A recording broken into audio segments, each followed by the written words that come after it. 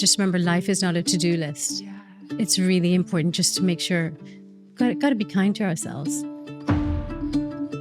Burnout usually is for a reason. Oh, yeah. So it's that chronic stress that can end up in physical, behavioral, mental problems, decreased immunity, things like behavioral problems, so potentially substance abuse. Like I know in the pharmacy setting, the way that I might spot that somebody's veering towards burnout or you know, there's stressful elements in their life.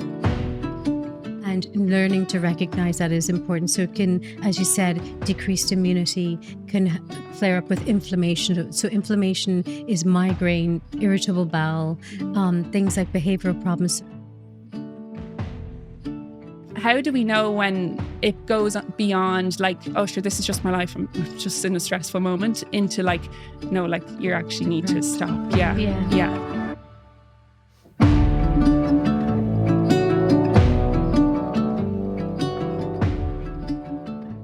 You are very welcome to this special episode of the Wellness Group podcast. I say it is special because we are recording live from our studio in Dublin, and I have a wonderful audience of people in front of me. So we are going to have a wonderful conversation with a familiar guest, Dr. Sonja Bobart, who joined me on episode 2 of the podcast. And Dr. Sonja Bobart is a Dublin GP who has come down the road from Donnybrook and is the lead at D4 Medical. Dr. Sonja Bobart has cared for the local community there for over 15 years and has trained across a number of Dublin hospitals, including Connolly Hospital, the National Children's Hospital and the Dublin Well Woman clinics. Her clinical interests span respiratory health, women's health, preventative and lifestyle medicine, dermatology and cardiovascular and respiratory health. She has a real passion for getting back to basics and making medicine accessible. So, Dr. Sonja, you are so welcome to the Wellness Group today. Thank you for such a wonderful introduction. Of course, it's very, very deserved. You make medicine so human and so accessible, and makes the prospect of going to see your GP way less daunting. I only wish I lived closer to you that I could pop into you, and I think that a lot of people would feel the same way. But we can all access your information online as well, which is super helpful. But I suppose the theme of today is that we are, we're kind of in, anyone who's in corporate will be hearing a lot about H2 now at the moment and the second half of the year. And it can start to feel, I suppose, once we get into September, October, November, December, that we're racing to the finish line. And I see that physically when people come in the pharmacy, that there's that kind of heightened sense. So I feel like now that we're in July is a great time. We're all feeling good with the weather. We're feeling nice and relaxed. It's a good time to look ahead and think, how can I get ahead of myself this year and spot the signs when I am going to feel stressed or burnt out and that kind of thing. So Sonja, as a GP, I suppose, when we say that we're stressed, what way does that kind of come up in clinic for you when people come in? And that's a great question. And the reason is because for everyone, it's something different. And so stress, we all have it. It's part of human nature. It's part of living. It's part of evolving, part of progressing. But it's when that stress becomes from acute to episodic to chronic. That's when we need to kind of really rein it in and say, okay, let's stand back and have a little bit of a think about our life, etc. One thing I know we were chatting about yesterday was how much stress we actually put on ourselves, how much our targets, how are we moving that goalpost further and further each time? Yeah. And should we just be accepting of certain things? So I think one way we can not be as hard as ourselves is compare ourselves to us, compare ourselves to our own goals, make sure that you're actually looking inward and having that self-care. So I know Suzanne and I have talked about this a lot, and it's that moment of calm in everybody's life every day. That's what we should really try and incorporate. So it's whatever you love to do is really, really important. And whether it's doing a bit of yoga, doing your paddle, doing whatever, it's just that 5 minutes of calm. And I was reading something recently, and she was talking about her 5 minutes of calm is when she actually flosses her teeth and she flushes and she brushes her teeth, and that's her 5 minutes of doing her checklist. And just remember, life is not a to-do list. It's really important just to make sure got to be kind to ourselves. That's so true. And it's so nice to hear that from a GP. Do you know, like that it's not just we're taking a band-aid approach and come into me when you're sick and I don't want to hear from you otherwise. It's like, how are you doing? And like what's maybe upstream of what's causing these things that people are coming in to you with. Like I know in the pharmacy setting, the way that I might spot that somebody's veering towards burnout or you know there's stressful elements in their life, it might come up as gut health problems, or it might come up as cold and flu course after course of antibiotics. And when you get into a conversation with them, you realize that their immune system doesn't have a second to you know strengthen. Exactly, because it's all go. And I suppose one thing that I watch out for as well is burnout. So how do we know when it goes beyond like, oh, sure, this is just my life, I'm just in a stressful moment, into like, no, like you actually need to stop. Yeah. So burnout is an interesting one, because I think burnout usually is for a reason. So burnout could be apparently amongst healthcare workers, burnout is huge. I don't mean to laugh, but I mean to think, okay. But it's also because I think we're on the go. And also caregivers. So people that look after their elderly parents, or maybe might be an only, you know, offspring, they probably are more likely to get burnout because the burden is with them. So it's that chronic stress that can end up in physical, behavioral, mental problems, and learning to recognize that is important. So it can, as you said, decreased immunity can flare up with inflammation. So inflammation is migraine, irritable bowel, things like behavioral problems. So potentially substance abuse. So if people feel, oh gosh, I'm reaching for that glass of wine every single day for a reason just to calm down, just to kind of bring down those cortisol levels. And even people find that their mood can be a little bit over anxious, so they're heightened in terms of what people might say to them, co-workers. So normally with burnout, it's for a reason. So if you step back, so sometimes with burnout, people feel that they might be better on the weekend because they mightn't have the same burdens, whether it's that deadline, whether it's you know, they have a rest from work. And I suppose with work is so different for everybody and their expectations. So could it be a difficult colleague, expectations, your workload is, you're being bombarded. I saw someone the other day and they said every second there's an email coming to them. So their work never finishes. And I won't say what company it is, a great company. She says, I get a great salary, but it's there's no goal, because once you finish that goal, there's the next thing. So God, I actually felt awful for her. And so things like that are burnout, whereas someone, therefore, behaviorally, they might find that their mood gets a little bit anxious. And usually if someone is, say, depressed, it's constant. So there's no kind of let up in that, they just feel blue all the time. And kind of taking, sometimes talk therapy really does make a difference, and sometimes potentially going on medication. But burnout doesn't necessarily need medication. It needs a step away, reflect, and remember, change, as we said, is powerful. Change. People are afraid of change. I know, certainly I'm afraid of change. I changed my car recently. I didn't drive it for a week. I was like, okay, I can't drive this car because it went from automatic to manual to automatic. It looked nice sitting there. I was like, I don't want to change my car. But that's true. It was 10 years old. I had to. I think that sometimes we know the answers, don't we, to what we need to change in our life that's causing the stress. But it can be, it is obviously, especially if it's work or career related, obviously you're like, oh gosh, I'm going from this really secure job into this other one, and then I'll be on probation period again and it won't be secure, or won't be, you know, and there's so many considerations. But then the cost of staying can sometimes be really great as well. And you touched on so much there, but I think what I love about what you share is about the importance of things like the social interactions, the things that bring you joy. Like I saw, I think the statistic or the figure is something like that. The impact of loneliness, with someone who feels lonely all the time, is something like the same as smoking somewhere like 15 cigarettes a day, or in terms of the damage that it does to our health.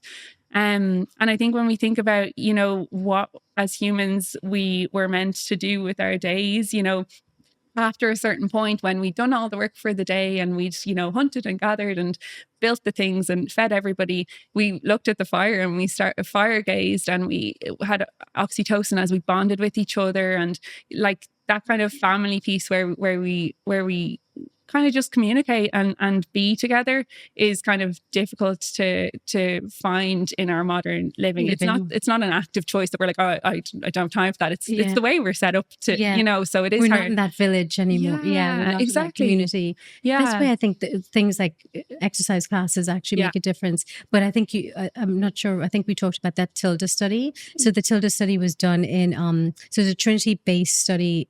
I don't know if anyone knows about it, based on an aging population over, I think it's 15, 20 years. And they talked about the importance of hobbies, the importance of social interaction made us actually live longer, but also made us live better. So less risk, less cardiovascular problems, dementia, etc. So that Tilda study is so important and actually reiterated what we all know. That I think I know we talked about this. There's a village I'm pretty sure it's Japan, that they live longer. The blue zones. Exactly, those blue zones, that they just live longer because there's such a village mentality of caring for everybody. That kind of meeting at the local bar or whatever, just for a cup of coffee, anything like that, really makes such a difference to people. This episode is sponsored by Elav Skincare. Elav is an Irish skincare brand whose sensitive skincare story started in 1934, so there's over 90 years of skincare expertise behind everything they do. It was founded in Ireland by the Gardner family apothecary, and 4 generations of the Gardner family have helped people with anything from minor irritation to sensitive and reactive skin types, which are conditions I come across all the time as a pharmacist, and something that I know so many of you are navigating too. Today, their award-winning skincare innovations are at the forefront of dermatology, free from sulfates, alcohol, perfume, and artificial colours, ensuring that they leave in what's suitable for all skin types, which is why for years I've been happy to recommend their products to both my patients and my community alike. With Elav products, you give your skin what it needs and not what it doesn't. You can explore the full range at elavskincare.com and in retailers nationwide. And as a listener of the Wellness Script podcast, you can use the code WELLNESS for 20% off online. And when you see somebody coming into you kind of at the end of their tether and they're like, I don't know what I'm here for, but I just know that I can't keep, going the way I'm going. Like, do you sometimes prescribe rest to people, like sick, time off work? Like, how does that come about? And how do people know that? I think I just find so many people just brush things off, and like, I'm like, there's so many things over the counter here but none of them are going to help with what you're struggling with. Only rest. Exactly. And I think so stress is really individual. So what might stress me out might not stress you out. And that acute stress, as we said, that's what that's really important to have, because that's life. But that chronic low-lying inflammation of your cortisol just constantly being high, that's what can cause those kind of physical, behavioral, mental problems. So I think for people, it's those 5 S's. So it's, as you said, so social interaction, getting off your screen time, because screen is that, I don't know, we all compare, we were talking about this earlier, we all compare everybody's life, their perfect beige house. I don't have one. It's messy. Like we don't have it all. No one has it all, no matter how well it looks on Instagram. So get off the screens, making sure that we're doing physical activity. So do whatever you love to do, because we know that physical activity actually helps decrease inflammation and helps to decrease our cortisol levels. And that's scientifically proven. And then there are 2 other S's. So obviously that sport is really important. And sleep. Make sure that you're getting that 7 to 9 hours sleep. 8 average is really important for that rest and repair. It also helps in terms of our memory consolidation, but also that whole stress of the working week, etc. It's really important. If you're not getting a good sleep, it kind of then rebounds into the next day and the next day and the next day. I've missed out another S, but I forget. It'll come back to me. It'll come back to you at the end. But that's so helpful, I think, to put a framework on it and to remind ourselves. I think as well, like I fell victim to the thing of like being productive all the time and making sure that I use all my time in air quotes productively.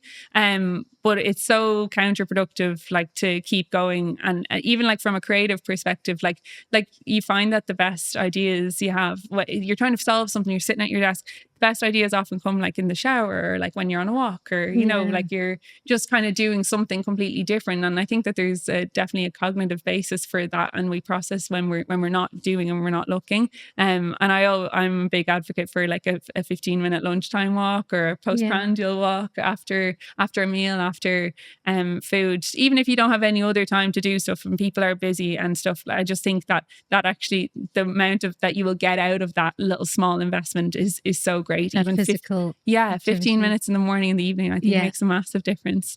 On the topic of stress, something I see online coming up a lot is cortisol face, adrenal fatigue, like lots of words about adrenal.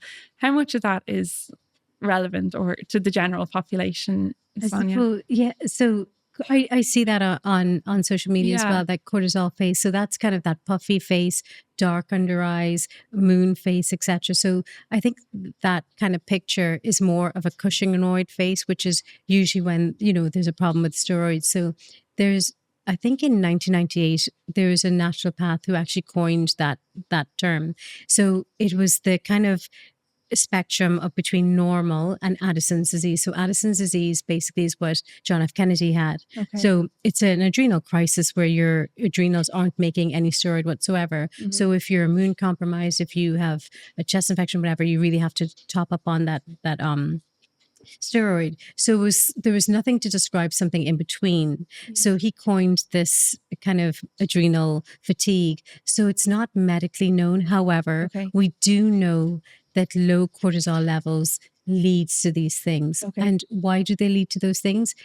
Are the adrenals functioning? They are functioning because you can't run out of cortisol unless you've got Addison's. Yeah. Because, you know, it works on a negative feedback. Mm-hmm. So it works with your hypothalamus. If your adrenals aren't producing, then it creates a negative feedback to your brain, etc., to produce more steroid. Okay. So that's one thing. So, but you can't quantify cortisol either. So you can do blood tests that are 8 a.m. and 8 p.m., mm-hmm. but who's going to go to their GP at 8 p.m.? I don't know, to do those levels. You're not open at 8 p.m., Sonja. Come on.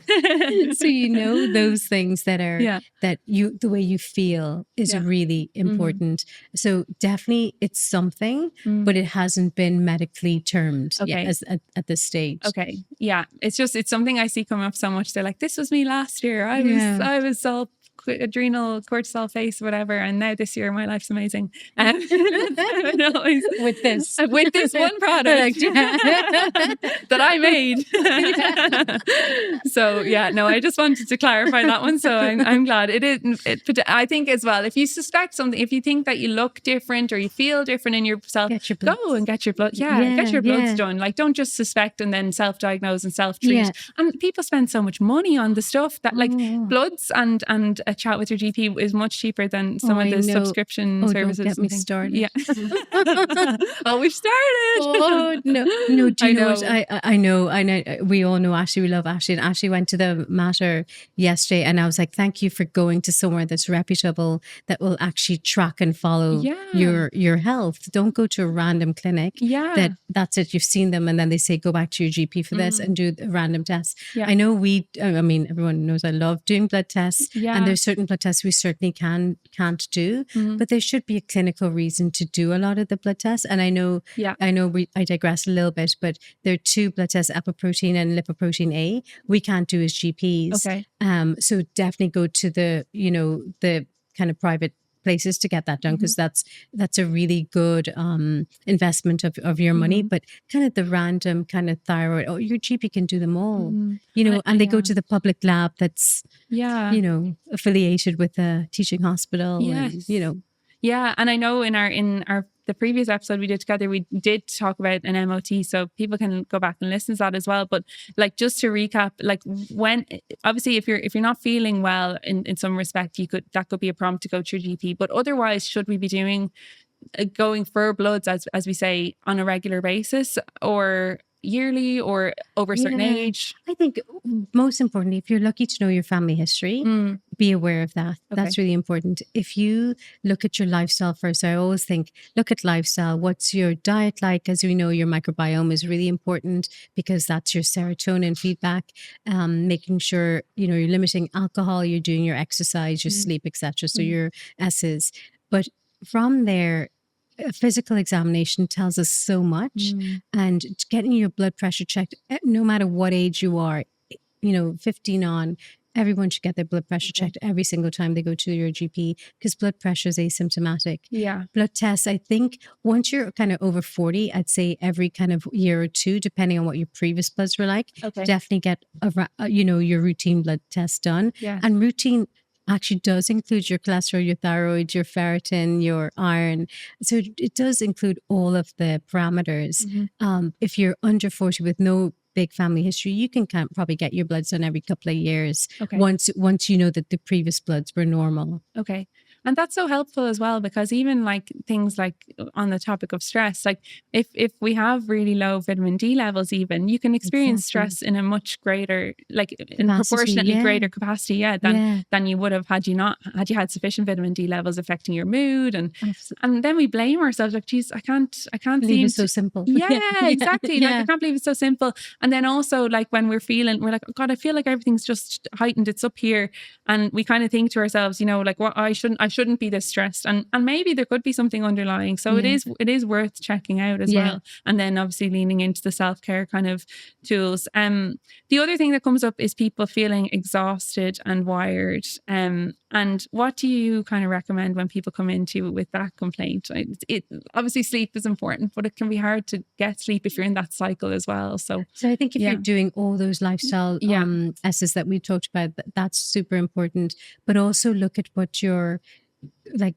I always say it might be a good idea just looking back and saying, why do I feel this way? So doing a little diary is no harm, and a gratitude diary is great. So if you have 5 minutes at the end of after you do your flossing, etc., do your diary and write 3 things that you thought went well, or even in the morning, set 3 goals that you're going to do that day. So complete that essay, whatever. But we give ourselves, if we give ourselves small tasks, we feel that we've achieved something. Therefore, that whole stressor of, I've got to get this done. We've all been there. Like, I've got to study for this exam and I don't want to do it and then you stay up all night. We've all been there, but it's just trying to not be so hard on yourself and giving yourself gratitude of those things that you've actually accomplished that day.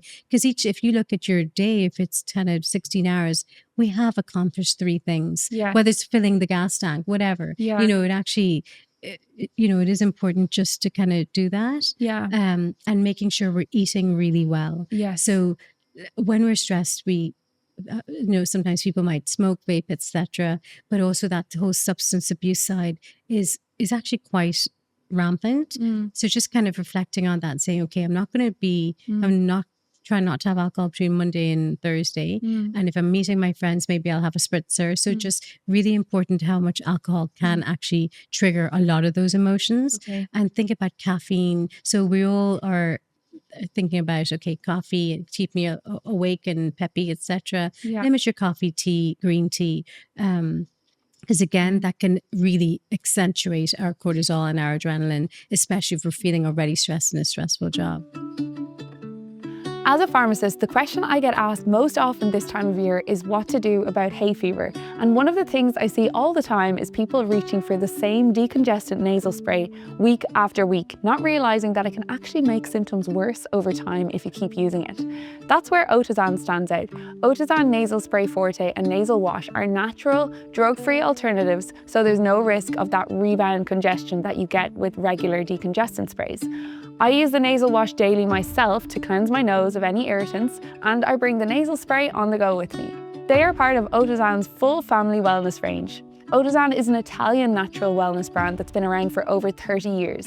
They are ear, nose and throat specialists that combine traditional herbal knowledge with modern research. And today their products are used and trusted in more than 30 countries around the world. And you'll find them in pharmacies and health stores nationwide. That's so true. And I think exactly what you said, like the connection between how our day went and how our sleep goes. I don't think we always correlate the two. And certainly for me, like whenever I'm struggling with sleep, it's definitely to do with how I'm living my life and how I'm feeling about it. And what you said about the goals and stuff is really, really important, because as you said about the emails, they're coming in all the time. And if you didn't set out at the start of the day, well, what does a good day look like today for me? You know, and maybe I'm at about 60% battery today. So based on that, what does a good day look like? If I get 3 out of these 6 things that I kind of need to get done, is that good enough? Yeah. And then at the end of the day, if you look back and I've done this, like my therapist told me to do this, and I did this, and it helped massively, because like I just kept saying, you know, like I was like, I just kind of feel like I'm getting nowhere, like whatever. And she's like, well, where are you? What were you supposed to be getting done today? You didn't even tell yourself what that was. And I was like, well, it's this list of 20 things and I didn't get it done. She's like, well, how are you going to get that? You know, set boundaries. Exactly. Like realistically, if the top 3 were done, wouldn't that be great? And then after that, it, you know, like that, everything else is a bonus. Yeah. I remember I went on this retreat before, and I was with this lovely lady who, she worked in like sustainability, and she finished her work for the day, and I was like, how's your day? And she said, oh, I had a great day, got everything done. I was like, is that possible?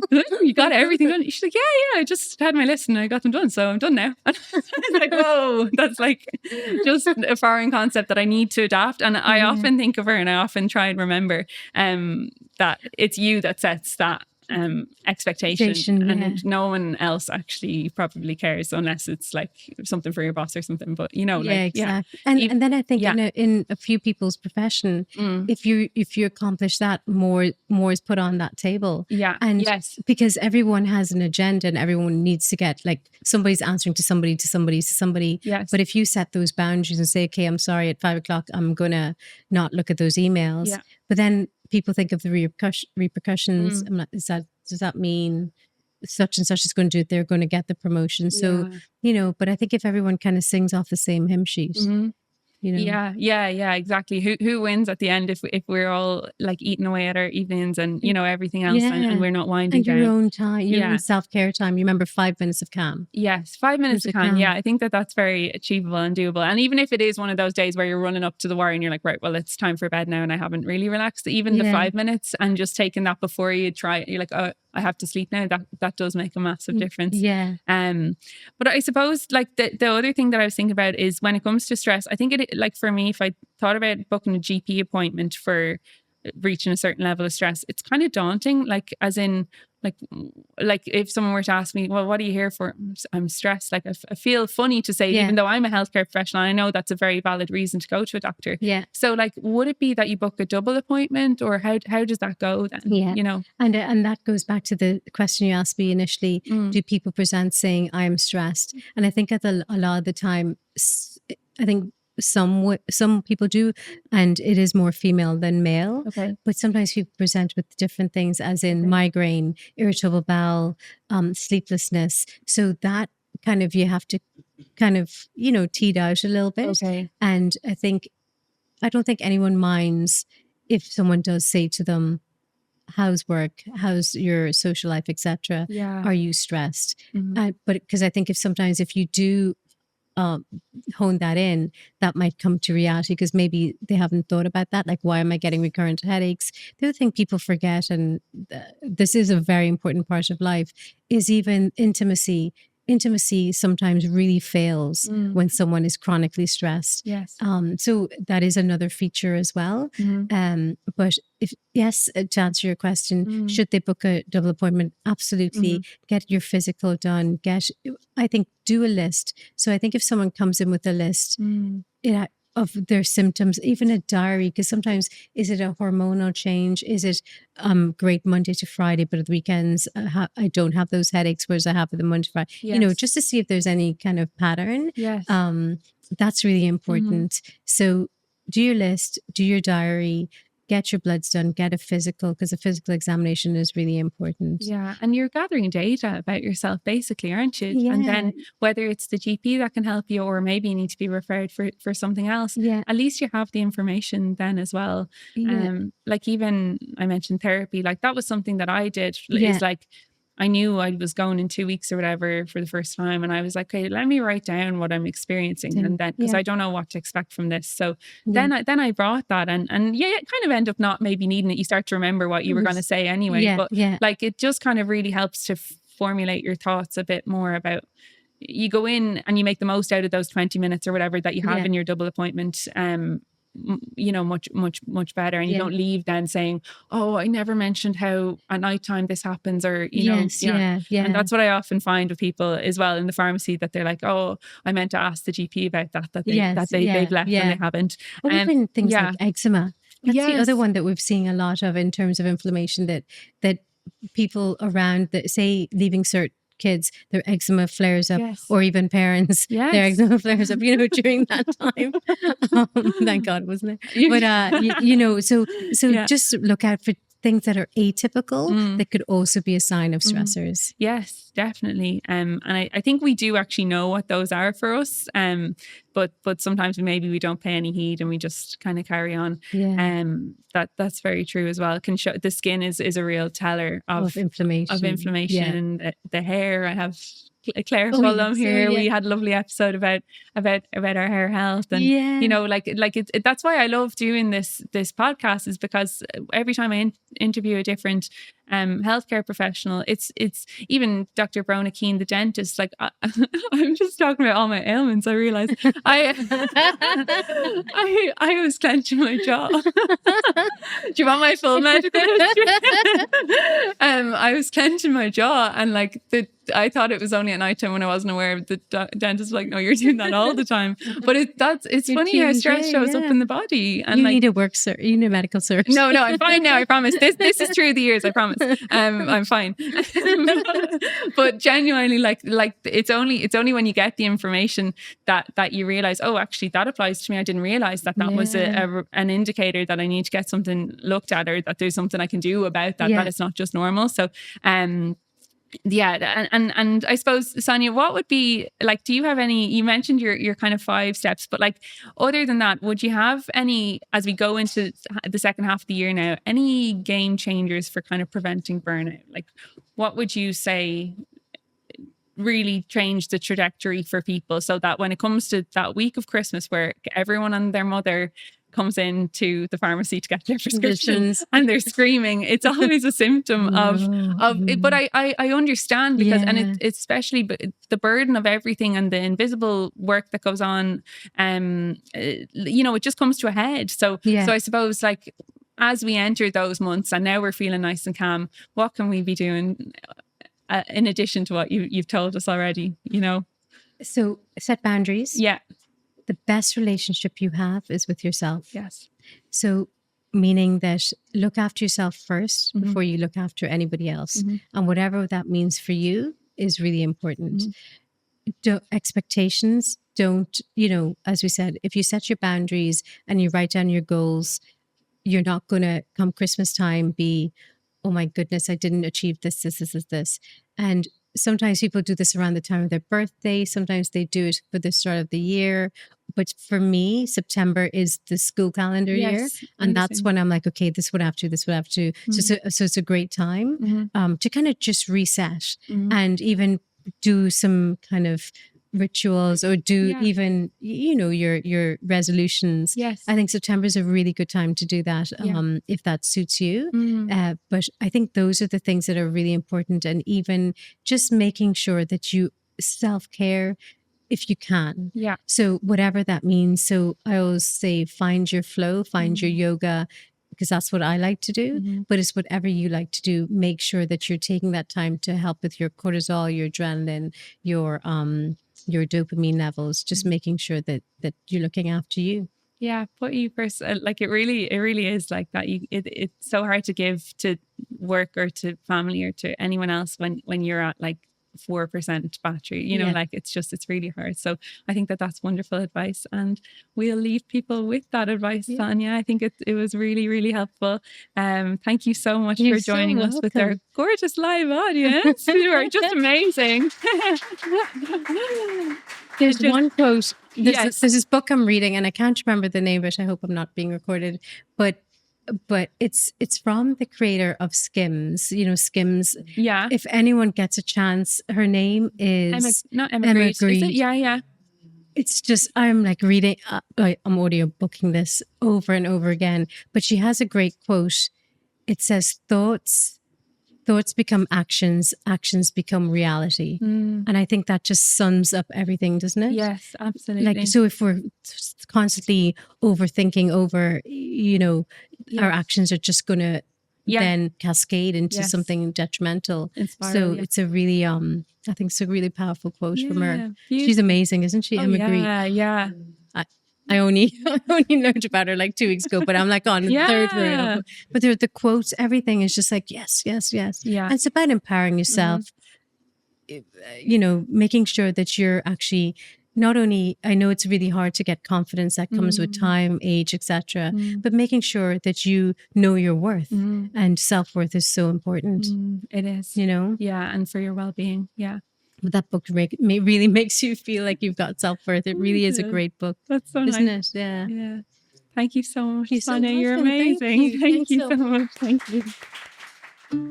Thanks so much for listening to the Wellness Script podcast. Don't forget that you can download your free guide over at wellnessscriptpod.com to put today's episode into practice. If you enjoyed it, please follow, subscribe, and share this episode with someone that you know would love it too. And a huge thank you to our sponsors, Elabe and Otazan, for making this show possible. I'm Lauren O'Reilly, and I'll see you next time. Take care of yourselves.